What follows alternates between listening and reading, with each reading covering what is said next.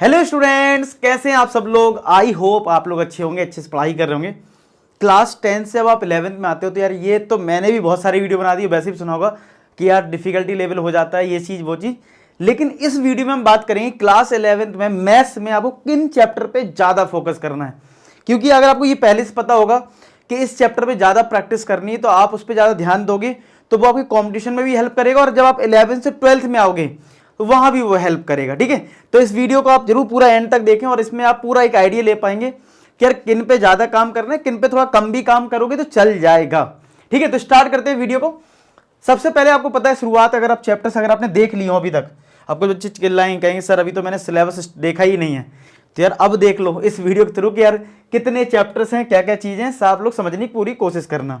ठीक है, अगर आप ये एनसीईआरटी देखेंगे शुरुआत होती है चैप्टर सेट से, फिर रिलेशन, फंक्शन और ट्रिग्नोमेट्री से। तो अगर मैं बात करूं सबसे ज्यादा यहां पे किसको प्रायोरिटी देनी होगी, ट्रिग्नोमेट्री को।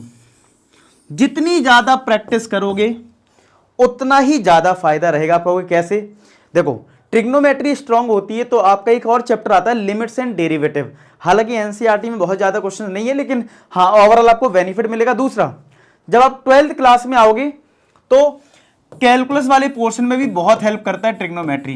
तो आप ये मान लो, ये भला ही ये चैप्टर चलो 4-5 नंबर का आए पेपर में स्कूल में, लेकिन आप ये समझो ओवरऑल आपको 12th क्लास में एक अच्छी खासी वेटेज दे देता है। डायरेक्टली तो नहीं बोलूंगा, इनडायरेक्टली बहुत हेल्प करता है, क्योंकि आपको फॉर्मूले पता होते हैं तो आप रिलेट कर पाते हो चीज़ों को, फॉर्मूला जल्दी सब्स्टिट्यूट कर पाते हो, इंटीग्रेशन में यूज होता है 12th क्लास में, डिफरेंशिएशन में यूज होता है। मतलब 4-5 चैप्टर जिनमें कहीं भी ट्रिग्नोमेट्री यूज हो जाती। तो जितनी ज्यादा प्रैक्टिस करो इन तीनों में, अगर मैं इन 3 चैप्टर की बात करूं तो इसको मैं प्रायोरिटी 1 पे रखूंगा, जिसमें सबसे ज्यादा प्रैक्टिस करनी है। रिलेशन फंक्शन सेकंड नंबर पे, थर्ड पे सेट्स। रिलेशन फंक्शन में स्पेशली आपको फोकस करना है ज्यादा से ज्यादा क्वेश्चन डोमेन एंड रेंज के। किसके, डोमेन एंड रेंज। जब आप पढ़ाई करोगे ना तो आपको पता लग जाएगा इन्हीं में ज्यादा दिक्कत आती है। बाकी पूरा पोर्शन आसान है, तो आप डोमेन और रेंज पे ज्यादा प्रैक्टिस करना इस चैप्टर में। इसमें आप ट्रिग्नोमेट्री पे जितने ज्यादा प्रैक्टिस कर पाओ वो करना, और सेट्स को एक एवरेज रखना, एनसीईआरटी कर लेना, और थोड़े बहुत आरएस के क्वेश्चन कर लोगे तब भी चलेगा इस चैप्टर में। ठीक है, तो ये 3 चैप्टर की बात हो गई। आगे बात करते हैं complex number, linear inequality, permutation, binomial. इसमें अगर सबसे हाईएस्ट प्रायोरिटी दूं तो परम्यूटेशन कॉम्बिनेशन की हाईएस्ट प्रायोरिटी रहेगी मेरी। ठीक है, सेकेंड नंबर पे अगर मैं बात करूं तो मेरी बाइनोमियल की प्रायोरिटी रहेगी, थर्ड रहेगी कॉम्प्लेक्स नंबर, और चौथा रहेगा इनइक्वालिटी। इसमें भी बात करूं तो लीनियर इनइक्वालिटी अगर आप एनसीईआरटी से ही कर लो, ठीक है, तब भी ठीक है, कोई ज्यादा भी काम का नहीं है। हाँ, थोड़ा क्वाड्रेटिक के 2-3 चीजें सीख लोगे, 2-3 स्टैंडर्ड, उसके बाद आपको कोई बहुत भारी भरकम बुक लगाने की जरूरत नहीं है फिलहाल इसमें। ठीक है, परम्यूटेशन कॉम्बिनेशन सबसे ज्यादा आप कोशिश करें रेफरेंस बुक यूज करके ज्यादा ज्यादा प्रैक्टिस करें। ये चैप्टर तो ऐसा है कितना भी कर लो फिर भी कंफ्यूजन रहती है, कहीं नया केस आ जाता है, फिर केस बनाने में दिक्कत आती है। तो जब आप पढ़ोगे इस चैप्टर को तो आपको खुद ही पता लगेगा कि डिफिकल्ट क्यों है। देखो मैं कितना भी बोल दूं कि यार ये चैप्टर ऐसा है वैसा है, लेकिन जब तक आप पढ़ोगे नहीं तब तक पता नहीं चलेगा। जब आप इस चैप्टर को करोगे तो एक आपको आइडिया लग जाएगा। तो इस चैप्टर पे जितनी ज्यादा प्रैक्टिस कर पाओ कर लेना, फिर बाइनोमियल प्रैक्टिस कर लेना। कॉम्प्लेक्स नंबर अगर आप स्कूल के पॉइंट ऑफ व्यू से देखो तो ज्यादा का मतलब स्कूल में बहुत हाई फाई क्वेश्चन नहीं पूछते हैं, थोड़ा रेफरेंस बुकें कर लिया और एनसीईआरटी कर लिया हो गया। लेकिन अगर प्रॉपर जेई मेंस और एडवांस के हिसाब से देखोगे तो यार ये चैप्टर ऐसा है जो एनसीईआरटी से बिल्कुल हटके है। मतलब एनसीईआरटी का कोई कनेक्शन ही नहीं बैठता है कॉम्पिटिटिव में। तो कॉम्पिटिटिव का अगर ड्रीम नहीं है तो आप नॉर्मल लेवल पे एनसीईआरटी कर लो, कुछ एक्स्ट्रा क्वेश्चंस कर लो, चल जाएगा काम। अगर आप कॉम्पिटिटिव पॉइंट ऑफ व्यू से देखोगे तो एनसीईआरटी से मैचिंग नहीं होती है, बहुत मतलब बहुत डिफरेंट लेवल के क्वेश्चन पूछे जाते हैं। तो आप देख लेना, अगर आपका सिर्फ 11th में जस्ट पास वास होना है, अच्छे नंबर लाने हैं, उसके लिए कर रहे हो, स्कूल लेवल के लिए कर रहे हो, तो यार आपका एनसीईआरटी से भी काफी हद तक ठीक ठाक हो जाएगा और बहुत ज्यादा नंबर का होता भी नहीं है चैप्टर। ठीक है, लेकिन आप कॉम्पिटिशन के हिसाब से सो रहे हो तो यार सबसे ज्यादा खतरनाक यही हो जाएगा। ठीक है, ये और परम्यूटेशन, तो इस तरीके से रखना। बाइनोमियल एक एवरेज है, मतलब चीजें समझ में आ जाती हैं एनसीईआरटी से भी, और इसमें भी कुछ रेफरेंस बुक के क्वेश्चंस कर लोगे तो ठीक रहेगा। ठीक, तो ये सारी चीजें आपको ध्यान में रखनी है यहाँ पे। तो यहाँ पे अगर मैं बोलूँ तो आप इस पे सबसे ज्यादा ध्यान देना इस चैप्टर में। जैसे पिछली वाली स्लाइड में ट्रिग्नोमेट्री और रिलेशन फंक्शन में डोमेन रेंज, और यहाँ पे परम्यूटेशन कॉम्बिनेशन। ठीक है, तो बहुत ज्यादा फोकस करना। प्रायोरिटी वाइज इसलिए बता रहा हूं कि आपको टाइम जितना मिला। देखो कोई कहता है सर हमारे पास टाइम बहुत कम है, तो जो फर्स्ट प्रायोरिटी वाले हैं वो जरूर करना है। फिर अगर जिनको लगता है टाइम मेरे पास और थोड़ा ज़्यादा है तो वो सेकंड प्रायोरिटी वाला भी कर लें, मतलब ये है मेरा मतलब प्रायोरिटी से।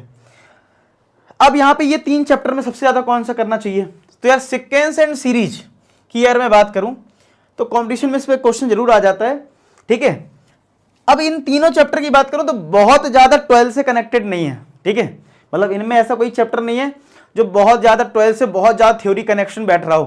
कोनिक सेक्शन के कुछ फिगर, सिर्फ फिगर पता चल जाने चाहिए कि भैया सर्किल बन रहा है, पैराबोला बन रहा है, उतना कॉन्सेप्ट 12th क्लास में यूज होता है।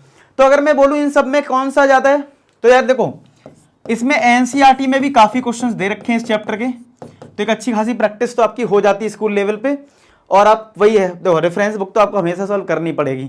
तो इन तीनों में अगर मैं बात करूं तो आपको ज़्यादा प्रैक्टिस इसी चैप्टर की ही करनी पड़ेगी, सीक्वेंस एंड सीरीज की। स्ट्रेट लाइन का क्वेश्चन स्कूल टेस्ट में काफ़ी हद तक एनसीईआरटी से ही आ जाता है और उस लेवल पे एनसीईआरटी में भी ठीक ठाक क्वेश्चंस दे रखे हैं।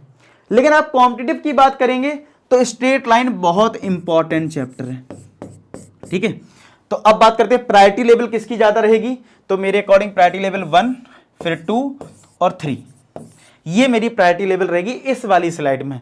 यानी अगर आपके पास टाइम अच्छा है, कम है थोड़ा सा, तो सीक्वेंस एंड सीरीज कर लो इन तीनों में से अच्छे से, बहुत ज़्यादा से ज़्यादा प्रैक्टिस करो। फिर और टाइम है तो सीक्वेंस स्ट्रेट लाइन, फिर कॉनिक सेक्शन। तो ये 3 मैंने प्रायोरिटी इसकी लेवल की आपकी बता दी है। इसके बाद हमारा आता है इंट्रोडक्शन टू 3D और लिमिट्स एंड डेरिवेटिव। भाई इस स्लाइड में, इसमें तो तुम सिर्फ एनसीईआरटी कर लेना, स्कूल लेवल में उसी टाइप के क्वेश्चंस आ जाएंगे। आप रेफरेंस बुक नहीं भी लगाओगे इस चैप्टर में तो चलेगा, लेकिन लिमिट्स एंड डेरिवेटिव जितना ज्यादा कर लो उतना ही बढ़िया रहेगा तुम्हारे लिए। तो लिमिट्स एंड डेरिवेटिव पे प्रैक्टिस ज्यादा से ज्यादा करो। जैसे मैं बोल रहा था ट्रिग्नोमेट्री, वैसा ही है लिमिट्स एंड डेरिवेटिव, खूब प्रैक्टिस करो, ठीक है। हालांकि एनसीईआरटी में लिमिट्स वाले पार्ट में बहुत कम क्वेश्चंस दे रखे हैं और डेरिवेटिव वाले पार्ट में भी कमी दे रखे हैं, और स्कूल टेस्ट में थोड़े डिफरेंट टाइप के क्वेश्चन देखने को मिलेंगे। तो भैया इस पर प्रैक्टिस जितना ज्यादा मत्था मार सकते हो मार लेना, ठीक है, इस चैप्टर के लिए पर्टिकुलर। अब बात करते हैं स्टेट्स एंड प्रोबेबिलिटी की, ठीक है। स्टेट्स एंड प्रोबेबिलिटी की अगर मैं बात करूं, ठीक है, तो भाई स्टेट्स तो यार आप एनसीईआरटी ही कर लेना, दैट्स ऑल, क्योंकि 12th में है भी नहीं, तो आप एनसीईआरटी ही कर लेना, सफिशिएंट रहेगा, ठीक है, क्योंकि 12th क्लास में नहीं पढ़ना होगा। यहां पे आपको प्रायोरिटी रखनी है प्रोबेबिलिटी चैप्टर की, ठीक है, कि भाई इसको अच्छे से कर लेना। क्यों, 12th क्लास में भी और प्रोबेबिलिटी काम आएगा ही आएगा और कॉम्पिटिशन में भी काम आएगा। तो यहां पे प्रोबेबिलिटी, ठीक है, इतने चैप्टर्स हैं। अगर मैं एक बार फिर से कंक्लूजन करूं, हर स्लाइड पे एक एक चैप्टर बता देता हूं जो ज्यादा प्रैक्टिस करना है, ठीक है। चलो पहली स्लाइड में आपको ट्रिग्नोमेट्री, मैं सीधा बता रहा हूं कौन सा सबसे स्लाइड में सबसे ज्यादा इंपॉर्टेंट कौन सा, ट्रिग्नोमेट्री। सेकंड स्लाइड में आपका परम्यूटेशन कॉम्बिनेशन, थर्ड स्लाइड में आपका sequence and series, fourth slide में लिमिट्स एंड डेरिवेटिव और यहां पे प्रोबेबिलिटी। अब मैं जाते जाते ये भी बता देता हूं कौन से चैप्टर ऐसे हैं जो 12th क्लास में काम आएंगे, ठीक है, तो वो भी सुन लो ध्यान से। ट्रिग्नोमेट्री और यहां पे रिलेशन फंक्शन, 2 चैप्टर काम आएंगे 12th क्लास में। यहां पे आपका काम आ जाएगा परम्यूटेशन कॉम्बिनेशन, 12th क्लास की बात कर रहा हूं, ठीक है। यहां पे आपका काम कुछ भी नहीं आएगा, सीक्वेंस एंड सीरीज के थोड़े फिगर का सॉरी कोनिक सेक्शन के फिगर काम आएंगे बस, ठीक है। स्ट्रेट लाइन और सीक्वेंस एंड सीरीज ज्यादा काम नहीं आना, ठीक है।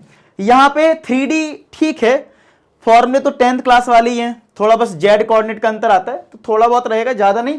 पूरा काम आएगा, मतलब सबसे ज्यादा काम आएगा ये लिमिट्स एंड डेरिवेटिव, ठीक है।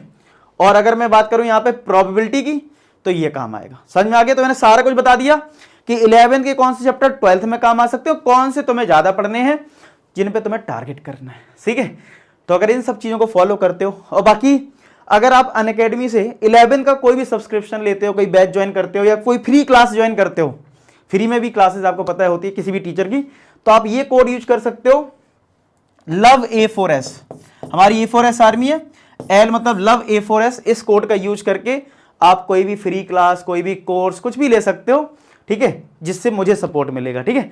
तो आई होप आपको ये वीडियो अच्छा लगा हो, एक मैंने एनालिसिस कर दी, इसके थ्रू आप पढ़ाई करना बढ़िया से, और मतलब लाइफ में अच्छा करो, कंपटीशन की तैयारी करो बढ़िया बढ़िया मजे से। चलिए मिलते हैं नेक्स्ट वीडियो, तो अपना ख्याल रखें, पढ़ाई करते रहे। लास्ट में की बात बोलूंगा कि आप सभी सफल हो। धन्यवाद।